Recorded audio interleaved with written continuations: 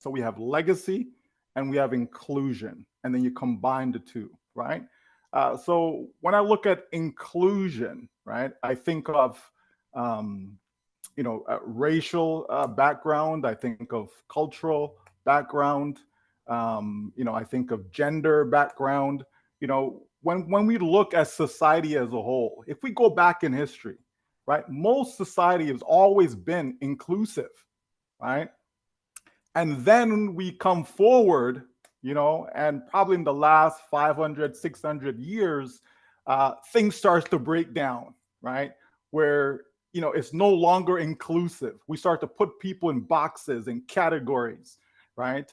And so it wasn't always that way, right? It wasn't always that way. You had societies where it didn't matter if the person looked red, if they looked black, if they looked white, if they looked yellow, green, it just didn't matter. No one thought about that. No one looked at you and said, hey, wait a minute, you look different than me. Like, that's just how it was, folks, right? Let's be real, right? And then, as I said, maybe 500, 600 years ago, somewhere around there, things just start to change, and change because of greed, change because of money, right? That's why societies became, less inclusive, right? Because if you can put people in categories, if you can put people in boxes, you can carve out a niche for yourself whereby you can create a problem and then present a solution and you make billions of dollars. It really is that simple. And so as I look at OnPassive and I see a company that takes all of that away, no greed, right? No idea about trying to focus just on self, right? But looking to say, you know what? We can look at the globe as one. It's one human race. It's one group of people. Yes, we have different cultural backgrounds. That's perfectly fine. Yes, we've got male and female and all of that. That's perfectly fine. But at the end of the day, though, we are one human race. And so the company look at it from that perspective and says, we can include the globe. We can include every single person on this planet in our business. This is why the concept of uplifting humanity, it didn't say, well, let's uplift this culture or that culture, right? It didn't say any of that, or that so-called race or that so-called race. It didn't say any of that. Let's uplift humanity, right? All of us, right? But inclusion has to start with the leadership. It has to start at the top. You can't start from the bottom with inclusion.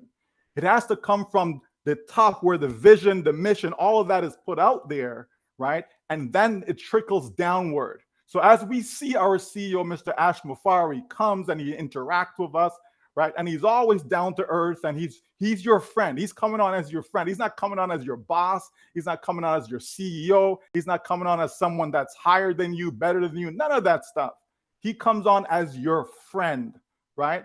And so that type of mindset, right? That type of mindset is now driven throughout OnPassive, throughout the foundership, throughout the ecosystem, right? Including the staff.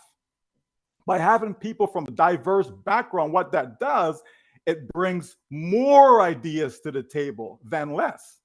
You see, because you may be from Australia and you have some ideas, and I may be from Canada and I have different ideas, and we bring these ideas together, and guess what?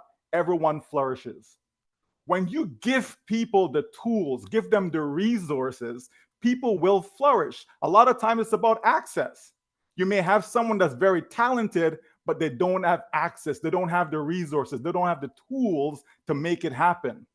And this is what OnPassive is doing. OnPassive says, hey, we will do all the hard work. We will do all the heavy lifting, because you may not have the talent. You may not have the resources. You may not have the finances, right, that can put all of this together, because this is a big deal. This is a massive business.